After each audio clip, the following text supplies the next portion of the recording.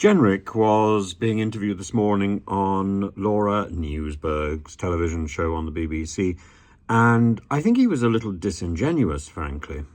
He was being quizzed about the 40 asylum seekers who refused to accept space in the Pimlico Hotel and squatted outside and protested, and I think rightly so. He was asked whether or not it was fair and reasonable for asylum seekers to share rooms. Well, it's not just one or two people sharing.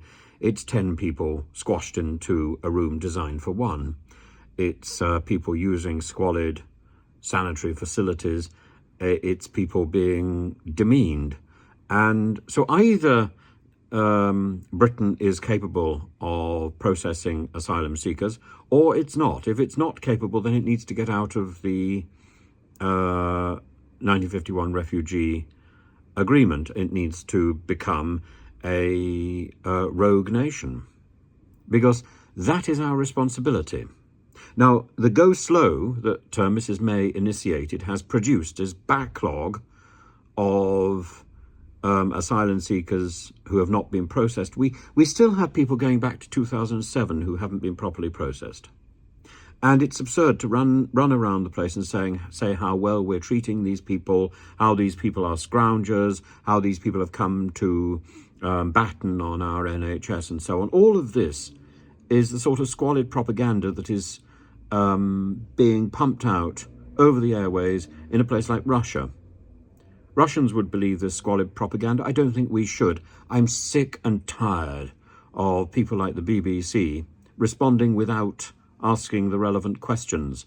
It's not, when you talk about asylum seekers in hotels, the next question is, how do we get down, how do we reduce the numbers? Why do we need to reduce the numbers? This is half a stadium that we're talking about. It's not great numbers to start with, number one. Number two, many of those people who are trying to claim asylum are genuine. Number three, Suella Braverman has already approached it in a sort of xenophobic way and maligned Albanians. And I'm sure she's going to now find another country that she can malign.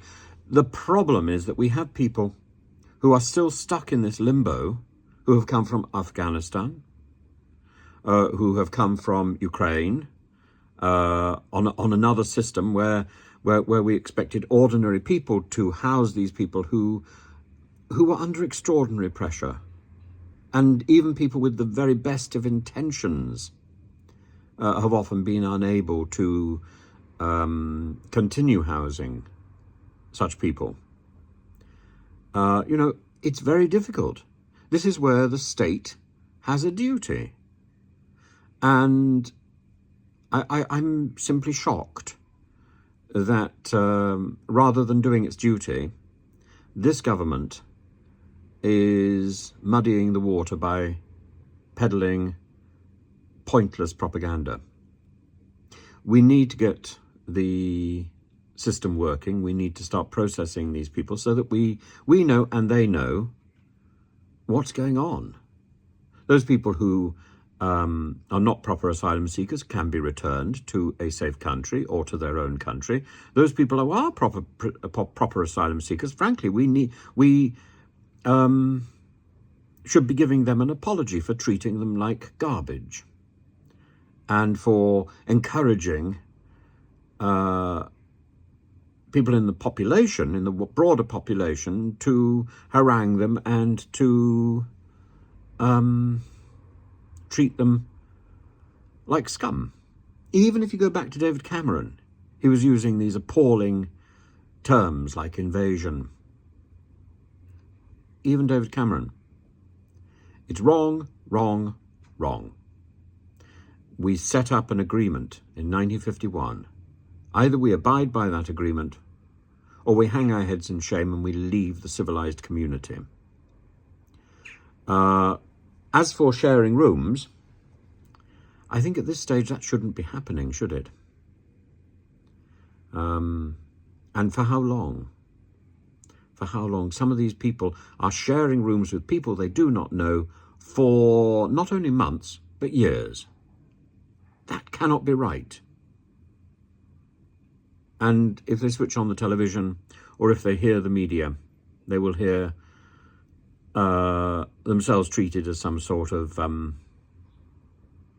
freeloader. That's not correct. It can't be correct.